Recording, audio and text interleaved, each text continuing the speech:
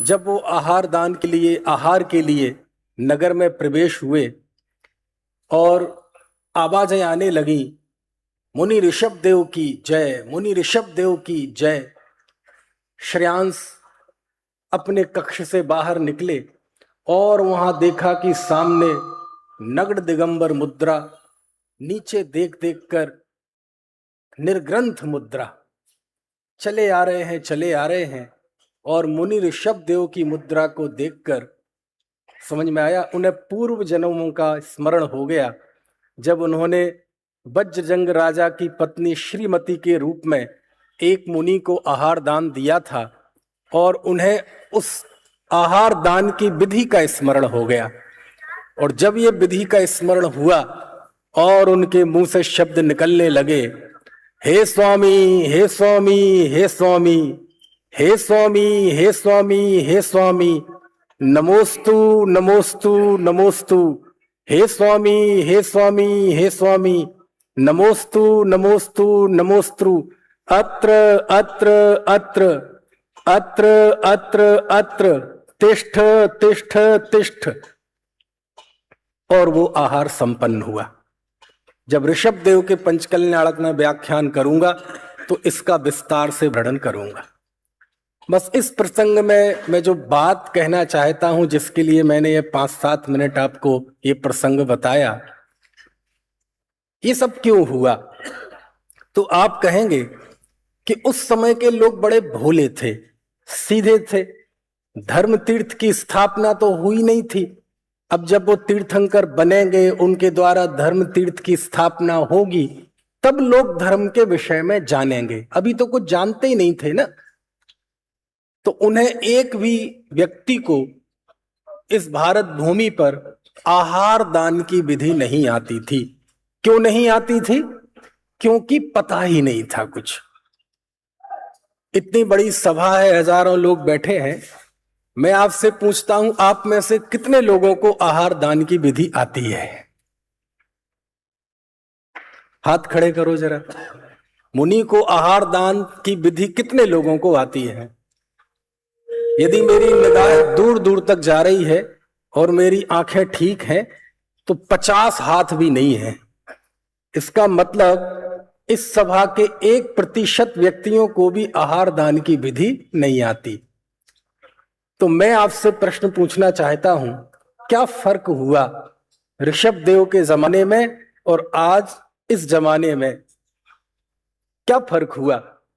उस समय का व्यक्ति तो ये बहाना बना सकता है कि साहब हमें किसी ने बताया ही नहीं, हम तो ऐसे युग में हैं कि भोग भूमि ही अभी पूरी नहीं हुई है, अभी कर्म भूमि का प्रारंभ भी ठीक से नहीं हुआ है, क्योंकि भोग भूमि के काल में ही उनको मोक्ष हो गया था ऋषभ देव को।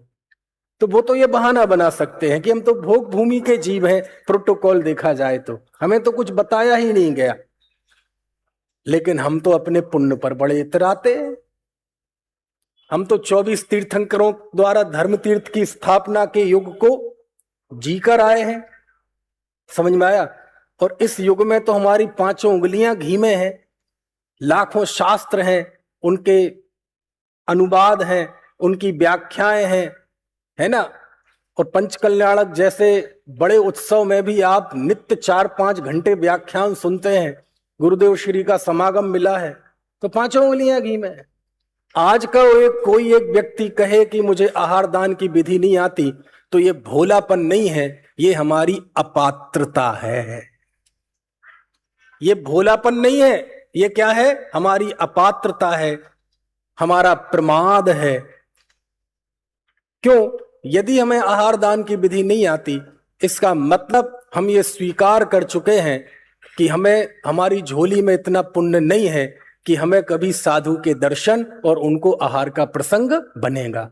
और ये यदि हमारी सोच है तो निश्चित तौर पे हमारी सोच आगम से विरुद्ध है।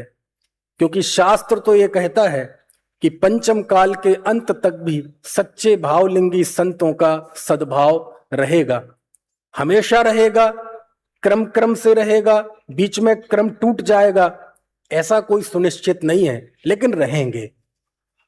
भले ही आपकी निगाहों में देखने में ना आते हो, लेकिन आज नहीं कल देखने में मिल जाए। हो कहीं दूर दराज के इलाके में, और यदि हम ये मान के बैठे हैं तो ये हमारी सोच सुनिश्चित तौर पे आगम के विरुद्ध है। मान लीजिए जैसे संत को हम संत मानते हैं, वो हमारे सामने आ जाएं और जिस समय प्यास लगे उस समय कुआं खोदने के लिए लग जाओ, तो प्यास बुझेगी? बोले हम सीख लेंगे। कब? जब कोई सच्चे साधु मिलेंगे तब सीख लेंगे। तो फिर जब ऐसी स्थिति देखते हैं, ऐसी विडंबना देखते हैं, तब मुझे लगता है कि आहार दान के प्रसंग पर क्यों ना थोड़ी सी बात आहार चर्या पर कर ली जाए। और जब हम शास्त्रों में जाते हैं तो शास्त्रों में मुनि नवधा भक्ति पूर्वक आहार लेते हैं। कैसे लेते हैं? नवधा भक्ति पूर्वक। खड़े खड़े लेते हैं, दिन में एक बार लेते हैं, अंतराय टाल के लेते हैं, कर पात्र में लेते हैं और तप को बढ़ाने के लिए लेते हैं। एक बार दिन में ले आहार, खड़े अलप निज पान में। अब एक एक का बड़ा महत्व है। खड़े खड़े आहार क्यों लेते हैं? वो इसलिए लेते हैं क्योंकि प्रतीक तो ये है, सिंबल तो ये इस बात का है कि हे गृहस्थो, तुम्हारा घर खड़े होने लायक, बैठने लायक नहीं है। ये एक प्रसंग है, मजबूरी है कि मुझे आपके यहां आहार के प्रसंग में आना पड़ता है, लेकिन तुम्हारा स्थान रहने लायक नहीं है।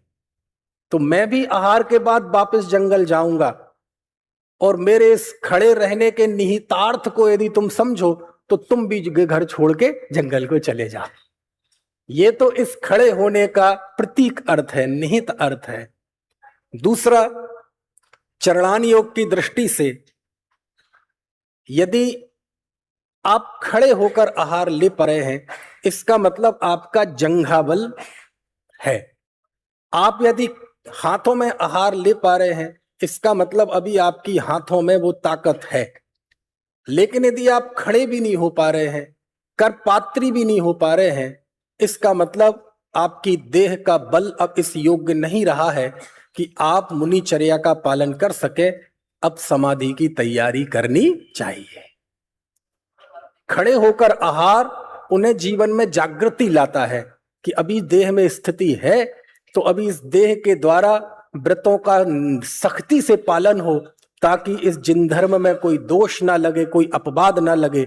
और यदि खड़े होने की ताकत भी नहीं रही, इसका मतलब अब जंघा बल समाप्त हो चुका है, बाहुबल समाप्त हो चुका है, अब समाधि की तैयारी करनी चाहिए।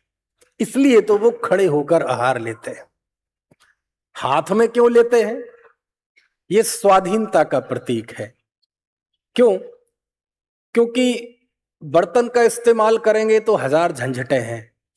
कैसे आप उनको धोगे, कैसे क्या करोगे, और उसके बाद आप प्रदर्शन करेंगे, सोने चांदियों की बर्तन में हमें भोजन कराएंगे, और थाली में बहुत सारा भोजन होगा, हमें अंतराय होगा, हम छोड़ देंगे, बाकी भोजन का क्या होगा? और अंतराय ना भी आए, मैं मुंह से थोड़ी बताऊंगा कि मैं तो केवल 1 गिलास लूंगा, 2 गिलास लूंगा, आपने तो भर के रख दी। तो प्रैक्टिकली तौर पर, व्यवहारिक तौर पर जो मुनि की चर्या है, उनके जो नियम है, उनका जो प्रोटोकॉल है ना, वो थाली के साथ निभ नहीं सकता। और हाथ में स्वाधीनता रहती है। उन्होंने भोजन लेना है, और यदि उन्होंने भोजन नहीं लेना है, 1 गिलास 2 गिलास या जितने गिलास के बाद अंजुलि बंद कर दी, अब चक्रवर्ती भी आ जाए तो उनकी वो अंजुलि को खुलवा नहीं सकता। समझ में आए ना? और विद्वानों को ये पता है, ये अंजुलि में उनका आहार लेना कितना जरूरी है, कि विद्वान लोग भी आपके जब घर में जाते हैं ना, तो थाली की सुरक्षा उन्हें वैसी करनी पड़ती है जैसे पाकिस्तानी घुसपैठियों से भारत के सैनिकों को अपने देश की करनी पड़ती है। समझ में आया ना? है?